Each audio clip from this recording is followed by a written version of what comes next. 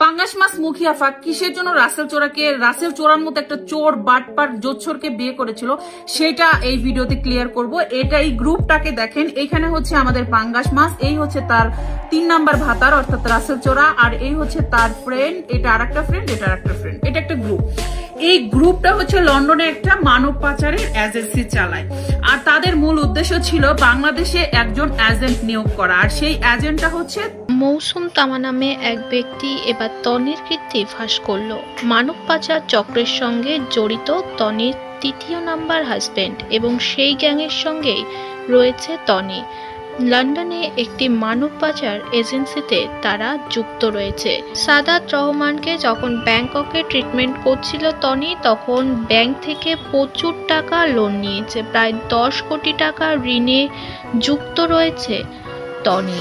সব লোন না মিটিয়েই জানা যাচ্ছে 2 মাসের মধ্যে দেশ ছাড়বে তনি। ইতিমধ্যে বাংলাদেশ থেকে লোন নিয়ে প্রচুর টাকা বিদেশে পাচারও করেছে তনি। প্রচুর অভিযোগ উঠেছে তনিকে নিয়ে।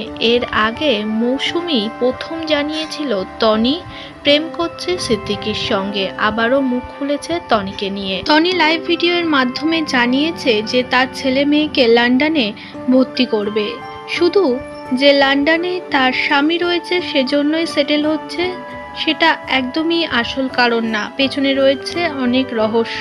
কোটি কোটি টাকা মানব চক্রের সঙ্গে যুক্ত হয়ে ইনকাম করছে তনি এবং সেখানে সেটেল হচ্ছে তনি, এটাই আসল রহস্য। তনি শুধু ওপরে দেখায় কাপড়ের বিজনেস, তবে না, পেছনে রয়েছে 2 নম্বরই ব্যবসা অনেক। বাংলাদেশকে ক্ষতি করে বিদেশে সেসব টাকা পাচার করছে তনি এবং নিজেও খুব তাড়াতাড়ি এখান থেকে পালিয়ে যাবে। এটাও জানা গিয়েছে কিছুদিন আগে তার অফিসের কর্মচারী ফাহিমকে তাড়ানোর কারণ ফাহিমও নাকি জেনে গিয়েছিল তনি মানব চক্রের সঙ্গে যুক্ত রয়েছে, যে কারণে তনিকে ব্ল্যাকমেল করত। কিন্তু তনি সবটা আটঘাট বেঁধে তাকে তাড়িয়ে দেয় এবং তার থেকে সব ভিডিও ডিলিট করে নেয়।